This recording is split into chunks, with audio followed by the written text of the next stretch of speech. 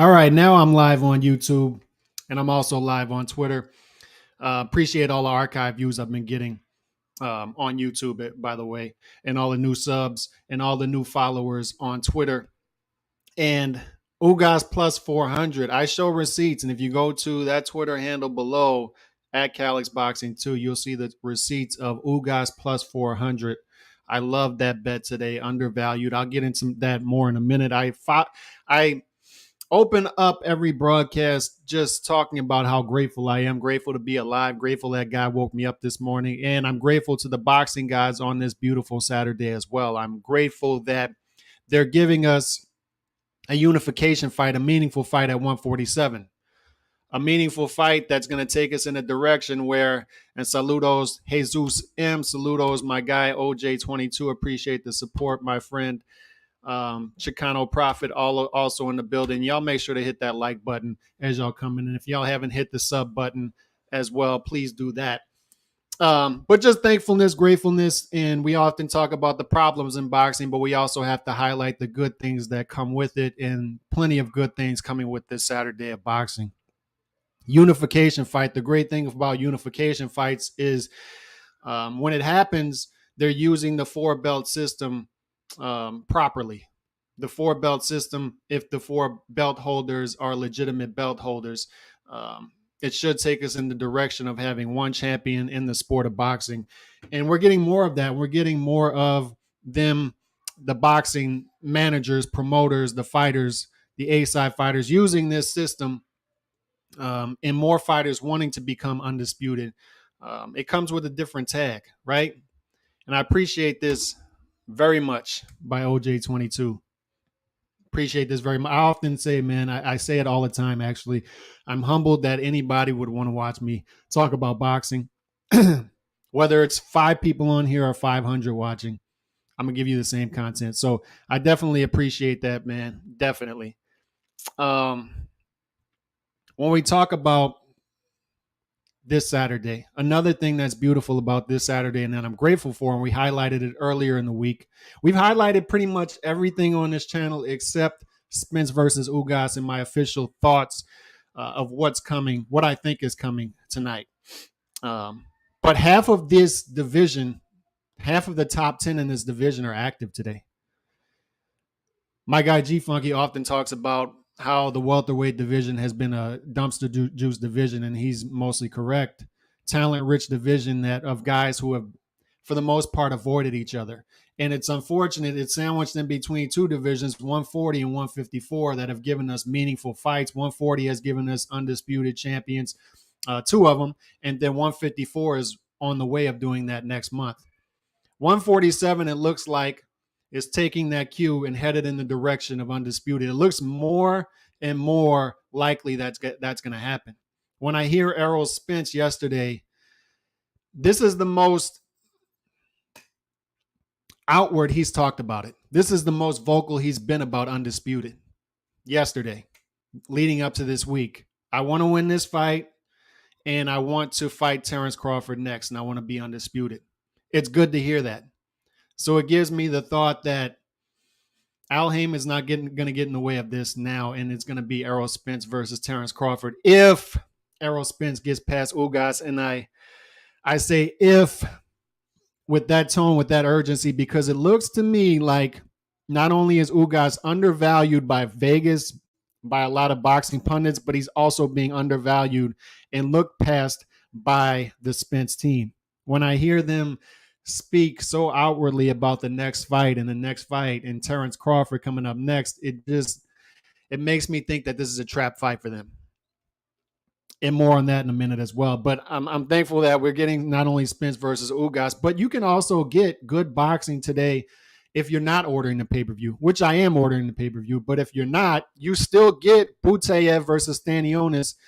In my opinion, that's the best action fight of the night, of the day. And this could be a fight of the year type of fight. And you could get that on the free portion of the pay-per-view. You could also get Conor Benn versus Van Heerden on DAZN. So you can get good boxing with names outside of the pay-per-view as well today. That's what's beautiful about today as well. Shout out to everybody in the chat. Let's go. I'm ready for the fight. Shout out Pancho Esparza. Shout out OJ122 again. I would not be surprised if we see an upset tonight. And more on that in a minute. Low blow champ. Ugas is solid, but he doesn't have enough output for Spence, in my opinion. If he can keep up his output, a slow Spence is down. We got a good one. Yep. More on that in a minute. What about Crowley versus Josecito? Yeah, and I talked about that on Twitter. Like I said, I've talked about every fight pretty much today except Spence versus Ugas. So I want to focus more on that. But Crowley versus Josecito. Crowley was knocked down in his last fight. Crowley won a closer decision than he should have won in his last fight.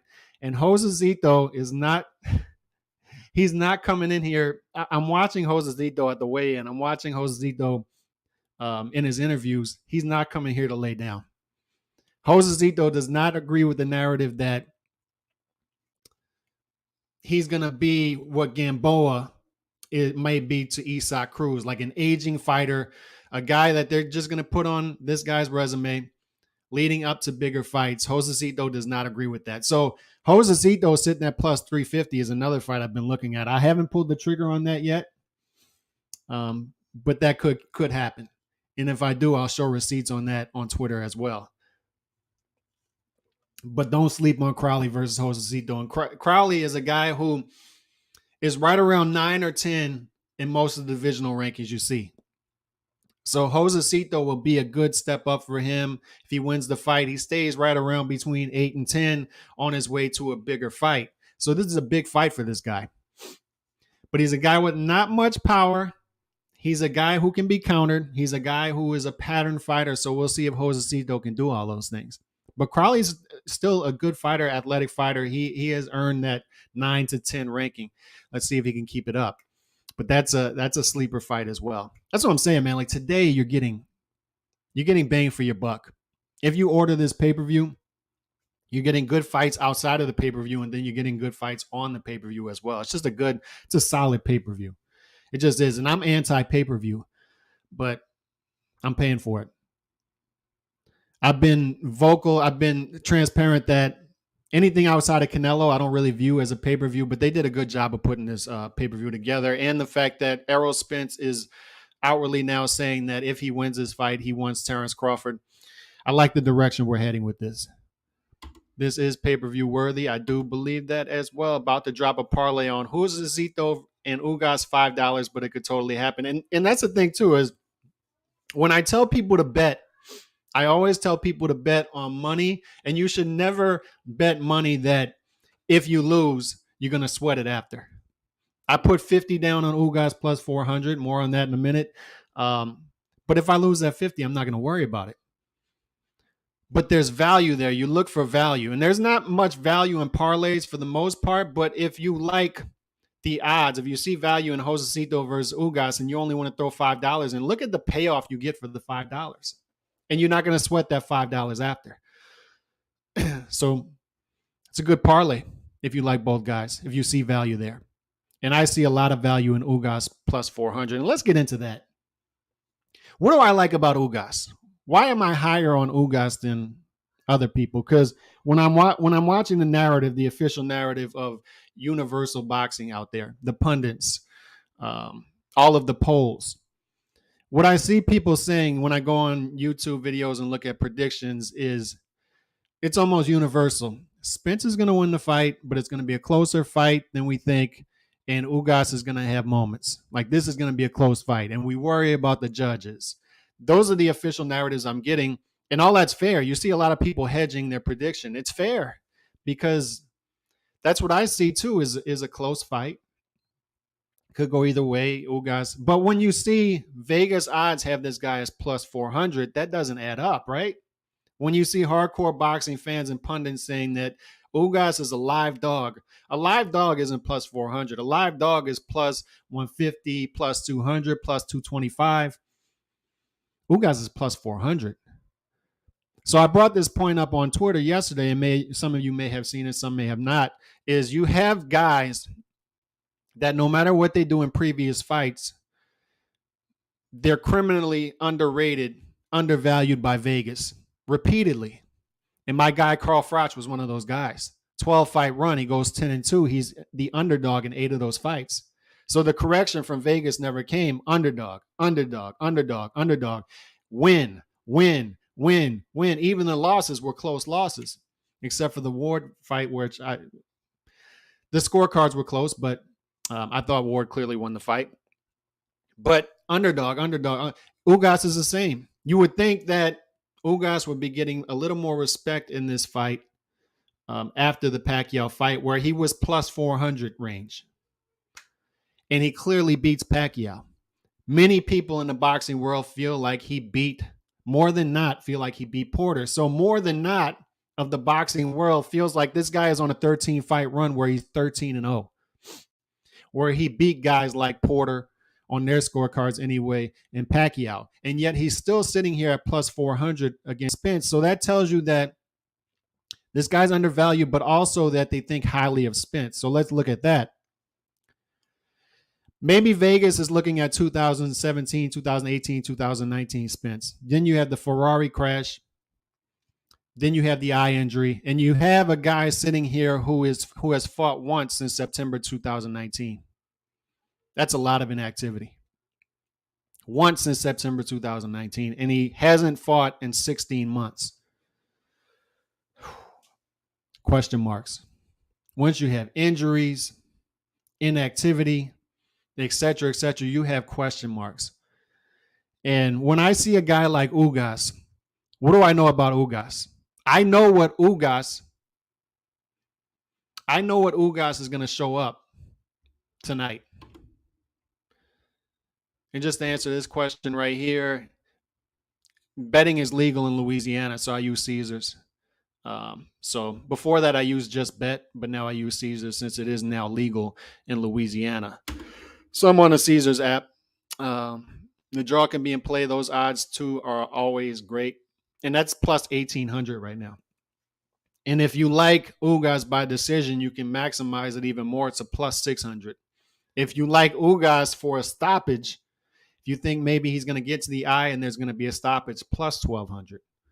So a lot of value in those bets. To me, I just take the safer value in plus 400 with Ugas.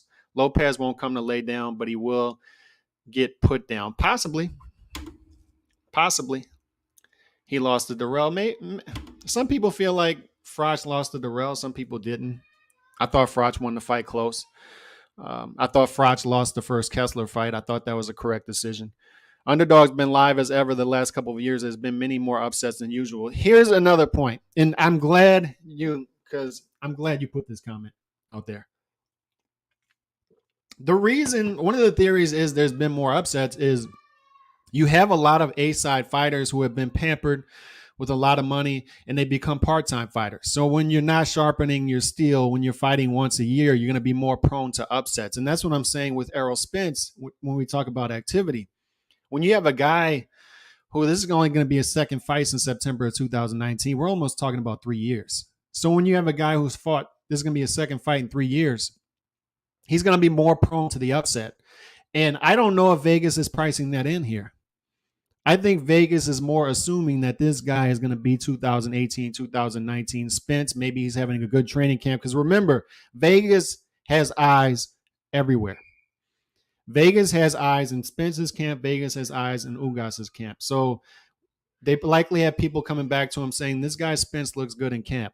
He's having good sparring. But we know the difference between sparring and the real fight. I know what Ugas is going to show up. I know the Ugas that is going to show up tonight is an Ugas who has been consistent through 13 fights, a guy who will come in tip-top shape, and a guy who is going to give his A game. I know that based off of what we've seen with Pacquiao, A game. Porter, A game. He's given us that consistently through 13 fights. And I also know, as D-Style first pointed out a couple nights ago on the HCP podcast, is his team, Salas, his team, they're going to give him the best game plan possible in order for him to be successful. They are known for pulling upsets. They are known for being a consistent camp who is going to give you a good strategy going forward. And they had a good strategy. Pacquiao, just look at that specific fight and that specific upset. The strategy going in was to keep Pacquiao on the back foot, use the size, use the length.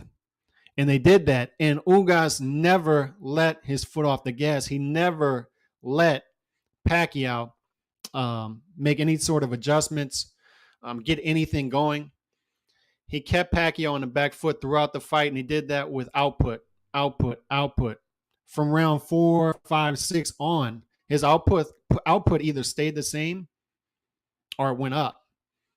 They knew they had to match Pacquiao's output, keep him on his back foot, keep him at range, and that's what they did. They never let Pacquiao get anything going. And I think they're going to have a similar strategy here where they're going to be more aggressive than people think. I think he's going to match Errol Spence's output because what does Errol Spence do? Much has been said about Spence not having a stoppage in a while, Spence not being a power puncher. But one thing we know is Spence is strong. And Spence will get you on your back foot, and Spence will work behind the jab, and he will bully you. But I don't think Ugas is coming to be bullied. I think Ugas is going to try to match that, not take any steps back, try to fight on his front foot as well, and match the output of Errol Spence. And that's why I think this is a sleeper of an exciting fight as well. Because I think both guys are going to be throwing a lot of punches, trying to fight off the front foot, and trying to match the output, and they're going to be laying leather on each other. And this is correct here. Spence has a piston jab. That's right. He does. He works behind it well. I got Errol winning, but Ugas is such a dark horse. I'm nervous.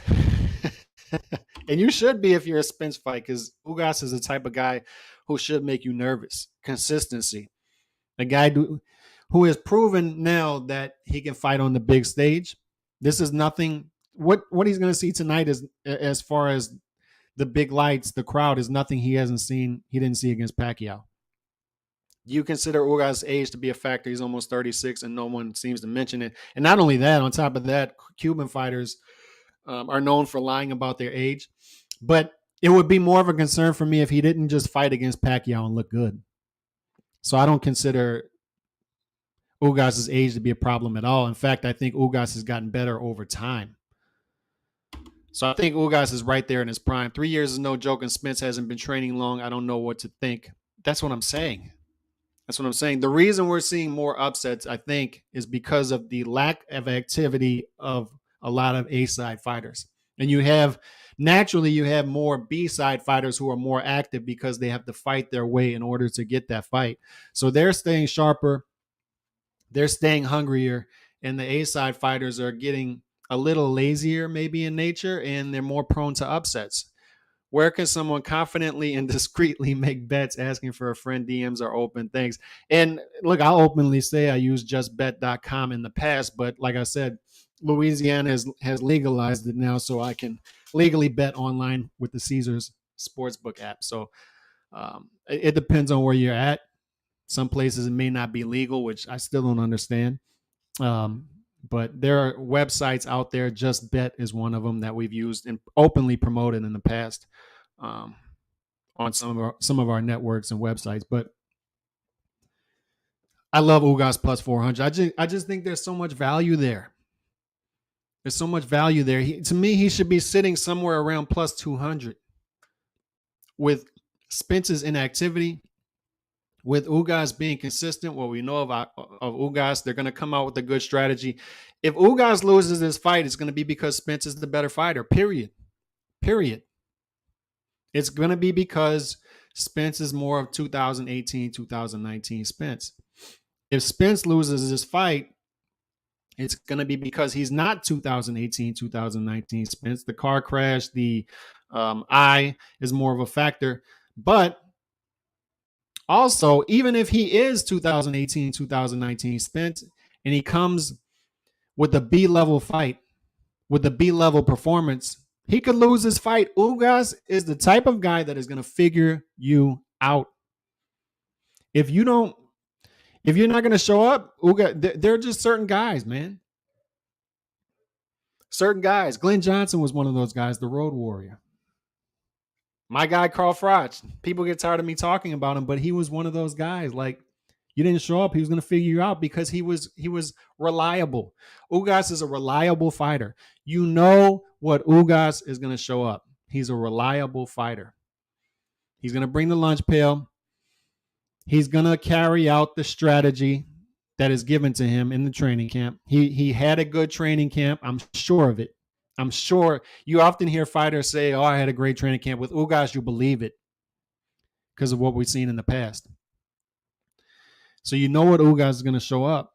And you know he's going to show up with a good game plan. You know it. You know it. There are more question marks coming in to this fight on the A-side fighter. There are. The A-side fighter here, Spence, we don't know where he's at in his career right now. We can't tell that off of a December 2020 victory against Danny Garcia. We can't tell where he is if he's only fought once in the past 32 months. We don't know. We don't know. We haven't seen him since the eye injury. We don't know what's going to happen when, not if, but when Ugas targets the eye, because I guarantee you, strategically, that's what his team is talking about in camp. Target the eye. I'm telling you, man, all this talk of Crawford versus Spence is premature. Or Spence versus Crawford is premature. We got to get past this fight. And for boxing, make no doubt about it. Even though I like Ugas close in this fight, I'll just come out and say it. I'm picking the upset, close decision. I'm also taking the plus 400, Ugas. It's better for boxing, make no mistake about it, if Spence wins this fight tonight. Crawford versus Spence is the fight we've been asking for years now. And Ugas is the only person, it seems, standing in the way of that now. Before, standing in the way was politics. Before, we were worried about Al Heyman. But it seems when you start to look at the stitches on the fastball, when you hear Errol Spence and his team talking this week, it seems like that fight's going to happen. And it seems like it's going to happen next. He's just too outspoken about it right now. And that doesn't necessarily serve him well fighting Ugas tonight when you hear this stuff in the press conference, because you worry about him looking past Ugas. The fact that Ugas wasn't even interviewed, if you noticed that yesterday, he wasn't even interviewed after the press conference. Wasn't interviewed.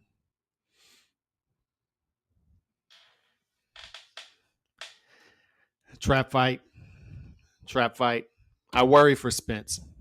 I worry for him. And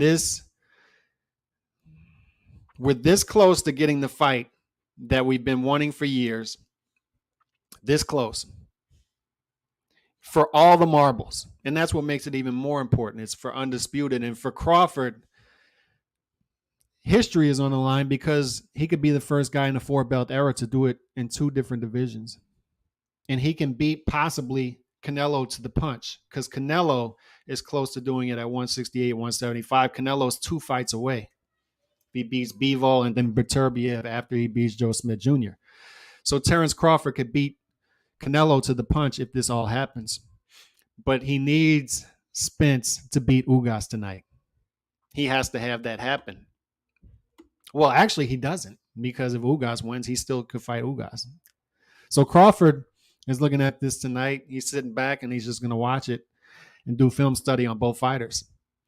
And if it's a close fight, there's likely an immediate rematch. So Crawford may have to sit back longer than he thinks.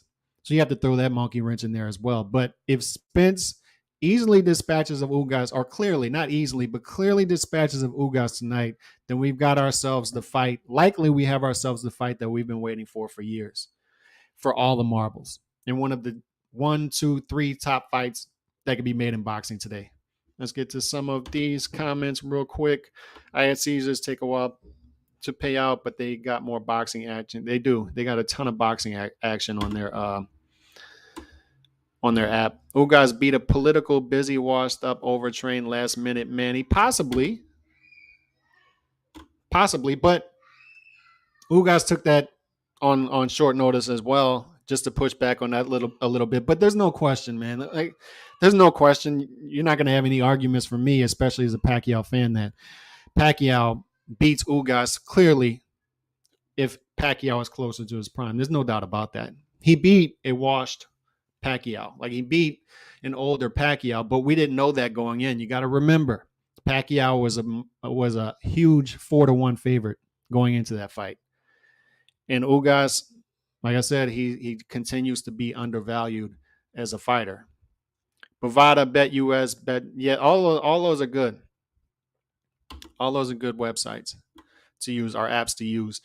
Still picking Spence by TKO, but Ugas looked good on the way in. That he did. Both guys look good. Like, both guys look like bodybuilders. I mean, both guys look cut, but it's not a bodybuilding competition. It's who comes in fresher, who comes in with the better strategy. One thing that you could take from this and say Spence has going is this is his first fight using a nutritionist. So he looked good after the weigh-in.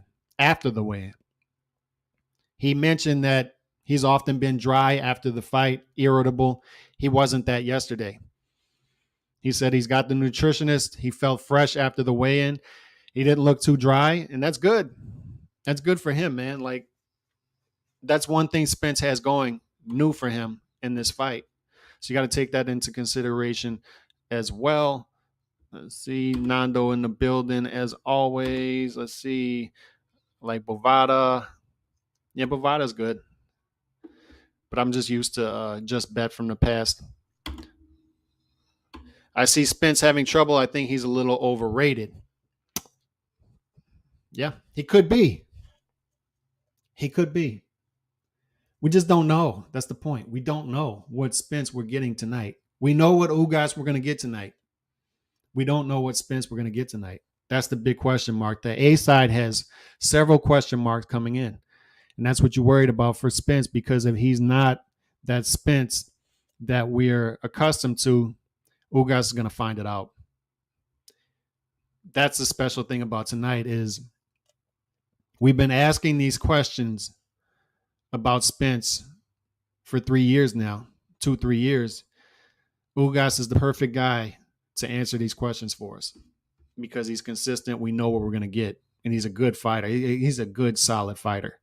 And if he wins this fight, he graduates to great fighter possibly, and then has a chance for all the marbles himself. Spence is trying to cash out. He's going to retire soon. I don't know about that. I'm not a mind reader, so I don't know. But we're going to get a better idea of all that tonight. Ugas is going to answer the questions for us. So disrespectful to Joe Smith Jr. I like Joe Smith Jr. I like him. I just think that Beterbiev is a different beast who's kind of flying under the radar right now. And I would love to see Joe Smith Jr. upset him. No question about it. I would love to see Joe Smith Jr. pull off that upset. I just think Beterbiev is flying under the radar. Waiting to see what happens to Canelo Bivol. And he's just that guy, man. He doesn't fly off the charts when you're watching him fight, but you just see the fighters over round per round start to react differently to his punches. So you say, there's something there. There's something there when it comes to power. And I just think between 160 and 175 right now, I've been saying it for about half a year now. I think he gives Canelo, he has the biggest shot of upsetting Canelo between 160 and 175 right now, Beterbiev, in my opinion anyway. So it's no disrespect to Joe Smith Jr. It's I have a lot of respect for Beterbiev as a puncher. Do you think Fundora fight has dissuaded Spence, Danny Garcia, Virgil from moving up to 140, 54? Lots of killers up there. You know how I feel about Fundora. Woo. What he did against Lubin. That guy's fun. And he's scary at 154. 6'5.5" guy who rains down punches on you, who's built like Dowsum, who will willingly give up his height and his reach to come in and try to destroy you. And then you see him in the polo shirt after with glasses and bifocals, and you're like, that's the guy that did it? I love Fundora. So possibly. I don't think Crawford is scared of anything. I don't think Crawford would be dissuaded at all. But Danny Garcia, possibly. I just think Danny Garcia is at the point in his career where He's looking for meaningful fights that aren't scary, like Fundora. Like that's a scary fight. He sees that and he's like, that's too much risk for what I would get out of it. I think that's where Danny Garcia is. Virgil possibly as well. Could you imagine Fundora versus Virgil? I'd like to see Virgil stay at 147 anyway, because like I said, you see half of the top 10 in action tonight. You're going to get a clearer picture. You're going to get a clearer idea of what the picture looks like at welterweight and who these fighters are. And I think there are a lot of fights there for Virgil. 154 as well, but I wouldn't mind seeing him continue to try to make 147. But yeah, possibly. Fundora is not a guy you go out of the way to fight. It's just not. He's a guy you stay away from. There's no mandatories. I guess you mean as far as if Spence were to beat Ugas, would there be mandatory before Crawford? I don't think so. I think the undisputed would take precedent. But even if there is, you pay that mandatory his step aside money and you get straight to undisputed. And Spence said yesterday he wants it. So what am I eating and drinking tonight? I'll be in the hot tub, poolside tonight, watching the fight on the outside TV. And what I'll be eating, I don't know. What I'll be drinking is water. I had a rough experience with whiskey for my birthday a couple weeks ago, so I'm sticking with water for a while. So water for drinking, and then who knows, man? I might have some Mexican. Might order some Mexican tonight, or some pizza. You never know. You never know. But I will be poolside, and I will be in the hot tub watching this fight. I had Porter beating Spence. Spence had to low blow him like 8 times. That was also a close fight. Beterbiev is going to smoke Smith. I agree with that. Shout out Tyrese Blue. Who you got in the co-main, Stanionis or Butsev? That is the action fight of the night. Love that fight. And I talked about it earlier in the week on Twitter. And by the way, that's on the free portion of the pay-per-view. Not too many people know that. I thought this was the co-main leading in. This is on the free portion of the pay-per-view. So you can see possibly the best fight of the night on the free portion of the pay-per-view tonight. And I like Stanionis in this fight. I think Stanionis gets in on the inside. Butsev is the higher ranked fighter. He's coming in at rank number 8. And he's a guy who is more versatile. He's a guy who's athletic. He can switch from orthodox to southpaw. He can move. He's a better mover than Stanionis. But to me, this isn't the fight where you worry about that. To me, both guys want to come in and beat the hell out of each other. And I think Stanionis is going to get on the inside, dig to the body, and eventually get Butsev out of there late in the fight. But 50-50 fight, toss up. I don't say that with much confidence that Stanionis is going to win the fight, because it could just as easily be Butsev. It's just a feeling I have that Stanionis is going to win this fight tonight. And he's a slight underdog coming in. I thought Ugas' victory over Manning was disappointing. Looking back, Pac was washed and Ugas was nowhere near dominant. Possibly. I just thought that Ugas was consistent in that fight. He's just consistent throughout the fight. Consistent. And that's a track record of his now. When you look at the full 13-fight resume since he got the new team, since new team, new promotion, all that stuff, he has put together a consistent output of fights. He's also put together consistent performance of fights.